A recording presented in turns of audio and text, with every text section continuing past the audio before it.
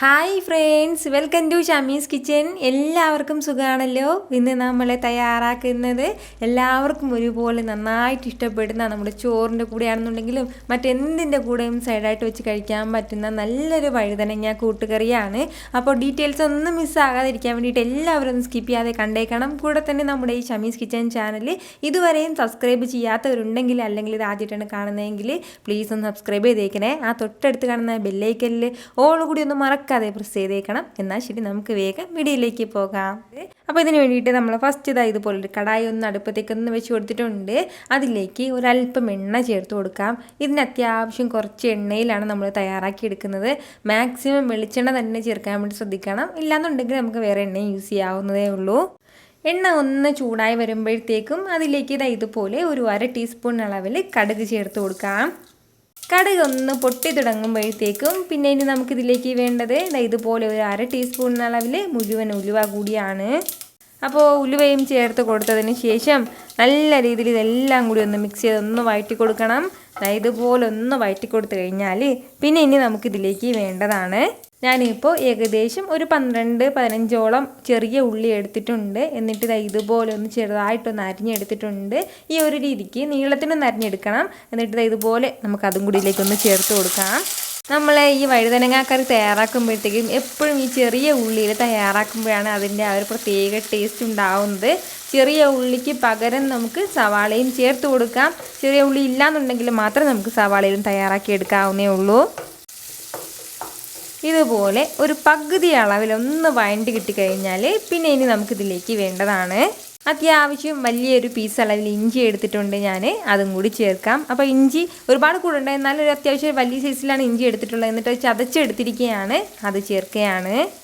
കൂടെ തന്നെ പിന്നെ ഇനി നമുക്കിതിലേക്ക് വേണ്ടതാണ് ഇതുപോലെ ഒരു 8-9 അല്ലി വെളുത്തുള്ളി അല്ലിയും കൂടി വേണം. അപ്പോൾ ഈ വെളുത്തുള്ളി അല്ലിയും ഇഞ്ചിയും ചേർത്ത് കൊടുത്തതിന് ശേഷം വീണ്ടും നല്ല രീതിയിൽ ഇതെല്ലാം കൂടി ഒന്ന് വഴറ്റി കൊടുക്കണം. ഇനി നമ്മുടെ ഈ ഉള്ളിയുടെയും അതേപോലെ തന്നെ വെളുത്തുള്ളിയുടെയൊക്കെ കളറൊക്കെ ലൈറ്റായിട്ടൊന്ന് മാറുന്നത് വരെയും നമുക്ക് നന്നായിട്ടൊന്ന് വഴറ്റി കൊടുക്കാം. ഇപ്പോൾ നമ്മുടെ ചെറിയ ഉള്ളിയുടെ കളറൊക്കെ ഒന്ന് ലൈറ്റായി ഒന്ന് മാറി തുടങ്ങിയിട്ടുണ്ട്. നന്നായിട്ട് എൻ്റെ കളറൊന്നും മാറിയിട്ടില്ല, പക്ഷെ നല്ലതുപോലെ ഇതെല്ലാം ഒന്ന് വഴണ്ടി കിട്ടിയിട്ടുണ്ട്. അപ്പോൾ ഈ ഒരു സ്റ്റേജ് ആയിക്കഴിഞ്ഞാൽ പിന്നെ ഇനി നമുക്കിതിലേക്ക് ചേർത്ത് കൊടുക്കേണ്ടതാണ് നമ്മുടെ വഴുതനങ്ങയും കൂടി. അപ്പോൾ ഞാനിപ്പോൾ ഇതുപോലെ ഏകദേശം ഒരു 5ഓളം മീഡിയം സൈസിലുള്ള വഴുതനങ്ങ എടുത്തിട്ടുണ്ട്. നമ്മുടെ അളവിനനുസരിച്ചിട്ട് എടുക്കാവുന്നേ ഉള്ളൂ. അപ്പോൾ അതിൻ്റെ എടുത്തതിന് ശേഷം നന്നായിട്ടൊന്ന് കഴുകിയിട്ട് അത്യാവശ്യം വലിയ സൈസിൽ വേണം ഇതൊന്ന് കട്ട് ചെയ്തെടുക്കാനായിട്ട്.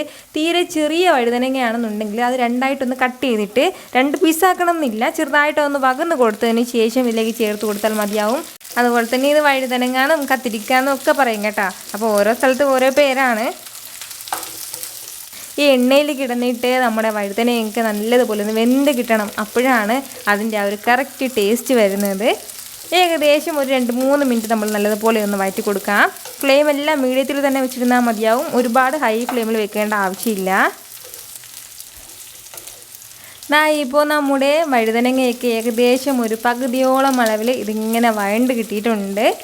ഇതുപോലെ ഒന്ന് വഴണ്ട് തുടങ്ങിയിട്ടുണ്ട്. ഈ ഒരു സമയം പിന്നെ ഇനി നമുക്ക് വേണ്ടതെന്ന് വെച്ചാൽ നമ്മൾ ഒരുപാട് സമയത്ത് ഇതിങ്ങനെ വഴറ്റുകയാണെന്നുണ്ടെങ്കിൽ നമ്മൾ അതിലേക്ക് ചേർത്തിട്ടുള്ള നമ്മൾ ചെറിയ ഉള്ളിയുടെ കളറൊക്കെ നന്നായിട്ടൊന്ന് മാറിപ്പോകും. അപ്പോൾ അതൊന്ന് പ്രത്യേകം ശ്രദ്ധിച്ചേക്കണം.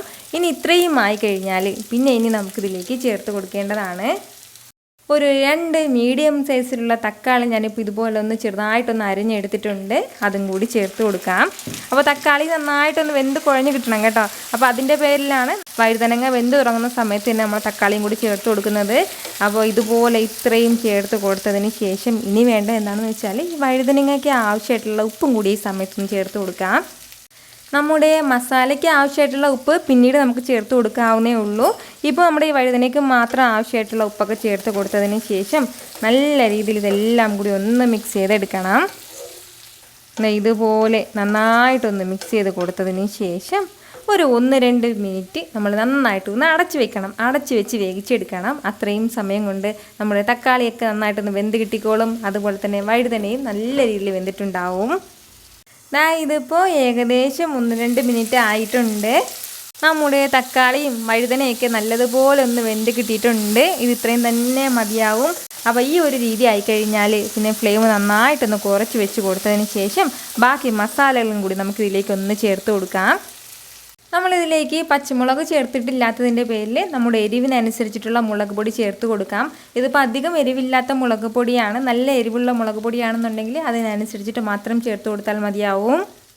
അതുപോലെ തന്നെ പിന്നെ വേണ്ടതാണ് ഒരു 1/2 സ്പൂൺ അളവിൽ മല്ലിപ്പൊടിയും കൂടി, ഒരു 1/2 ടീസ്പൂൺ അളവിൽ പെരിഞ്ജീരകം പൊടിച്ചതും കൂടി നമുക്ക് ആവശ്യമായിട്ടുണ്ട്. അപ്പോൾ അതും ചേർക്കാം.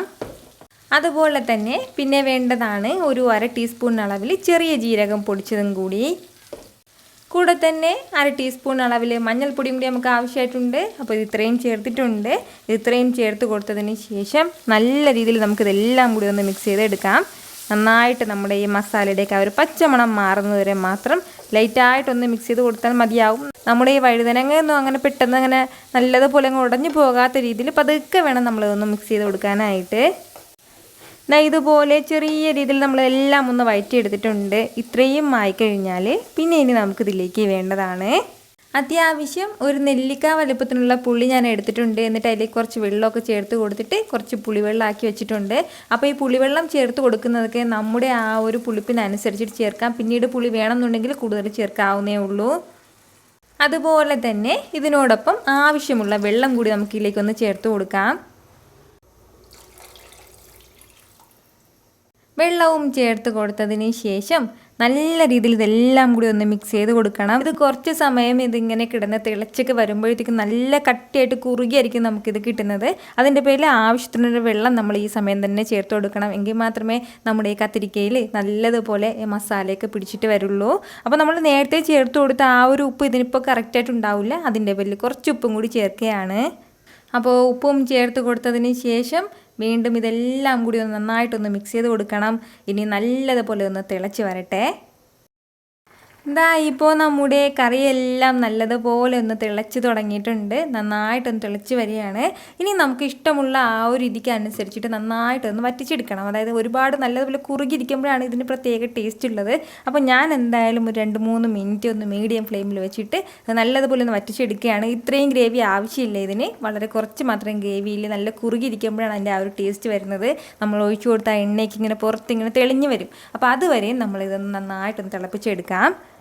ഫ്ലെയിം മീഡിയത്തിൽ നിന്ന് ഒരല്പം കൂടി ഒന്ന് കുറച്ച് വെച്ച് കൊടുക്കണം കേട്ടോ. തീരെ മീഡിയം ഫ്ലെയിം അങ്ങനെ വെക്കരുത്. ഒരല്പം കൂടി കുറച്ച് വെക്കണമെങ്കിൽ മാത്രമേ എണ്ണയൊക്കെ ഒന്ന് തെളിഞ്ഞ് വരുള്ളൂ. എന്നാൽ ശരി, കുറച്ച് സമയത്ത് ഇങ്ങനെ ഇരിക്കട്ടെ. ഇപ്പോൾ നമ്മുടെ കറിയെല്ലാം നന്നായിട്ടൊന്ന് വറ്റി കിട്ടിയിട്ടുണ്ട്. അതിലുള്ള എണ്ണയൊക്കെ നല്ലതുപോലെ ഒന്ന് തെളിഞ്ഞ് കിട്ടിയിട്ടുണ്ട്. ഇത്രയും ആയിക്കഴിഞ്ഞാൽ പിന്നെ ഇനി നമുക്കിതിലേക്ക് വേണ്ടതാണ് ഈ ലാസ്റ്റിൽ നമുക്ക് ചേർത്ത് കൊടുക്കേണ്ടതാണ് ഇതുപോലെ ഒരല്പം ശർക്കരയും കൂടി. നന്നായിട്ട് ശർക്കരയൊക്കെ പൊടിച്ചിട്ട് വേണം ചേർക്കാനായിട്ട്. അത്യാവശ്യം വലിയൊരു പീസ് അളവിൽ ശർക്കര എടുത്തിട്ടുണ്ട്.